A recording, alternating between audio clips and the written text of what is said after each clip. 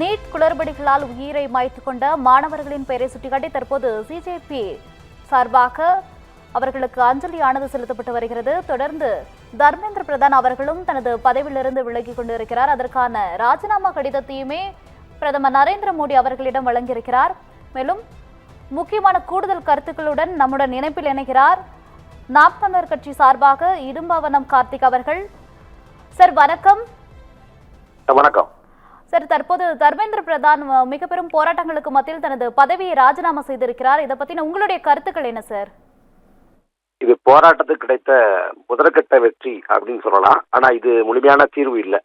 இல்ல போராட்டத்தை பாக்குறப்ப வட மாநிலங்கள் தமிழ்நாடு பிரிச்சு பார்க்க வேண்டியிருக்கு. ஏன்னா வட மாநிலங்கள்ல நீட் தேர்வே வேண்டாம், நீட் தேர்வே ரத்து செய்யப்படுதுங்கிற கோரிக்கையை முழுமையாக அவங்க வைக்கல.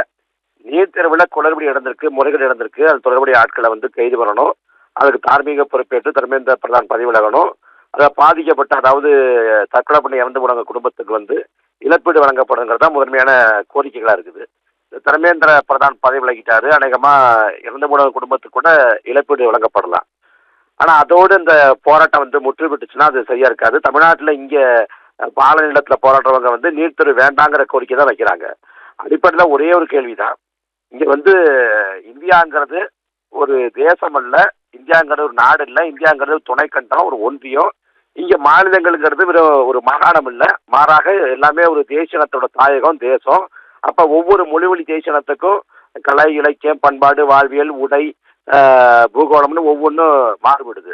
அப்ப இந்தியா முழுக்க ஒரே மாதிரியான எந்த இதுவுமே அம்சமே ஒரே மாதிரி இல்லை.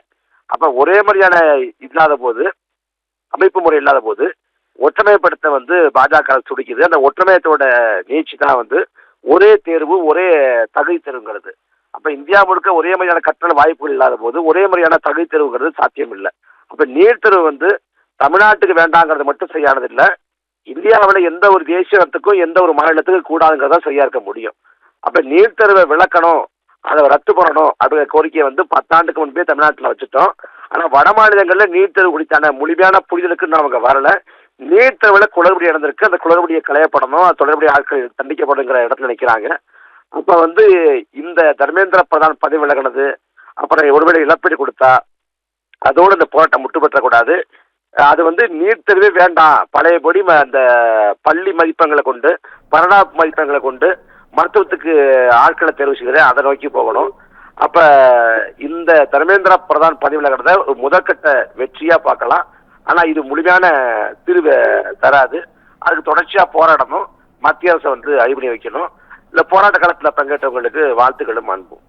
சரி, இது முழுமையான ஒரு வெற்றி இல்லை அப்படின்னு சொல்லியிருக்கீங்க, நீட் தேர்வு ரத்து செய்யப்படணும் அப்படின்னு சொல்லியிருக்கீங்க. அப்போ அடுத்தபடியா மாணவர்களோட போராட்டம் எப்படி சார் இருக்கும்? அதான் இதுல வட மாநிலங்கள் தமிழ்நாடு பிரிச்சு தான் பார்க்க வேண்டியிருக்கு. அவங்க கோரிக்கை வர மாதிரி இருக்கு, நம்ம கோரிக்கை வர மாதிரி இருக்கு. அவங்க நீட் தேர்வுல முறைகேடு நடந்திருக்கு அப்படிங்கிறாங்க, நம்ம நீட் தேர்வே ஒரு முறைகேடு அப்படின்னு நாம சொல்றோம். இதுல தர்மேந்திர பிரதான் இடத்துக்கு வேற யாராவது வேற இப்ப அமித்ஷாவே கூடுதல் துறையை எடுத்துக்கிட்டாலோ இல்ல மத்த இன்னொரு புதிய அமைச்சரை போட்டாலோ அது நீட் தேர்வு நடக்கத்தான் போகுது, நடந்தா மறுபடியும் இந்த சிக்கல் வரத்தான் போகுது. அப்ப அதுல நீட் தேர்வு வேணுமா வேண்டாமாங்கிற தெளிவுக்கு அவங்க வரல. அதுல சரியா அவங்க 2 வித செய்திகள் இருக்கு. ஒரு பக்கம் நீட் தேர்வு வேண்டாங்கிற இடத்தை நோக்கி நகர்றாங்கன்னு சொல்லப்படுது, இன்னொரு பக்கம் இல்ல எங்களுக்கு ஃபேர் நீட் போதும், ஃபேர் நீட் வேண்டாம் அப்படின்னு சொல்லப்படுது. தமிழ்நாட்டில் நீட் மொத்தமா வேண்டாம், நீட்டுக்கு விலக்கு வேணும், நீட்டு தடை செய்யப்படணுங்கிற கோரிக்கை தான் இருக்குது. அதெல்லாம் அடுத்த கட்ட போராட்டங்கள் அடுத்தடுத்த வரக்கூடிய பொழுதுகளில் நாட்கள்ல பார்க்கலாம்னு நினைக்கிறேன். தமிழ்நாட்டில் நீட்டு விலக்கு வேணும், நீட்டு தடை வேணும்னு கேட்கறாங்க. அந்த நீட்டு விலக்கு கோரி தமிழ்நாட்டில் தீர்மானம் இயற்றப்பட்டு 3 முறை அனுப்பப்பட்டிருக்கு ஆளுநர் வாயிலாக மத்திய உள்துறை அமைச்சகத்துக்கு. அதுக்கு ஜனாதிபதி ஒப்புதல் கொடுத்தா குறைந்தபட்சம் தமிழ்நாடாவது விலக்கு பெறும். அப்ப அதை நோக்கி இந்த தமிழ்நாட்டில் இருக்கக்கூடிய போராட்டங்கள் தொடர்ந்து இயங்கணும், தொடர்ந்து நடக்கணும். அவங்க ஒருவேளை டெல்லியில அவங்க போராட்டம் நடத்தினா கூட தமிழ்நாட்டில் முற்று பெற்றக்கூடாது அப்படின்னு நினைக்கிறேன்.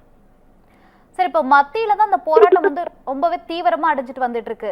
தமிழ்நாட்டுல பார்த்தா ஆங்காங்கே தான் இந்த போராட்டம் நடந்துட்டு இருக்கு. சோ அடுத்தபடியா தமிழ்நாட்டுல எந்த மாதிரியான போராட்டத்துல மாணவர்கள் ஈடுபடுறாங்க? போராட்டங்கள் பற்றி பண்ண தொடங்குது. எப்படி டெல்லியில இருக்கக்கூடிய அரசு ஒடுக்குமுறையை கையாளுதோ அதே போல தமிழ்நாட்டில் இருக்கக்கூடிய தாவேக அரசும் இந்த போராட்டம் கூர்மை அடைகிறதையோ இந்த போராட்டம் வீரியம் பெறதையோ அவங்க விரும்பல. இன்னும் போனா ஒரு அடையாள போராட்டத்தை நாங்க செய்யறோம், நாம் தமிழர் கட்சி சார்பா செய்யறோம்.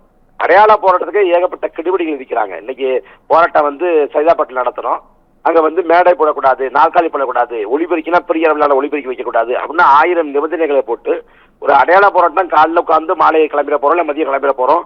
அந்த போராட்டத்துக்கு கெடுபிடி வைக்கிறப்ப இந்த மாணவர்கள் இளைஞர்களோட போராட்டங்கிறது ஒரு கால வரையற்ற போராட்டம். ஒரு ஒரு சொல்றது அரசு அடிப்படையில் வைக்கும் தொடர்ச்சி நடத்துவாங்க போராட்டம். அப்ப அந்த போராட்டத்துக்கு வந்து அவங்க ஒருபோதும் தாவேக்கா அரசு வந்து ஒத்துழைப்பு தராது, அனுமதி தராது. அது எப்படியாவது இந்த போராட்டத்தை கலைக்கணும் தான் பார்க்கும். அதற்கான வேலைகள் தான் செய்யறாங்க. அதனால இந்த டெல்லியோட அங்க இருக்கக்கூடிய கரப்பான்பூச்சி கட்சியோட தலைமை என்ன சொல்லுது, அவங்க இந்த போராட்டத்தை எடுத்து போறாங்க. அதுக்கு முதல் தமிழ்நாட்டில் அதை எப்படி எடுத்துக்கிறாங்கிறத பொறுத்து தான் அடுத்த நம்ம கிடைக்க முடியும். சார், தொலைபேசி வாயிலாக உங்களுடைய கருத்துக்களை பகிர்ந்தமைக்கு நன்றி சார். நன்றி.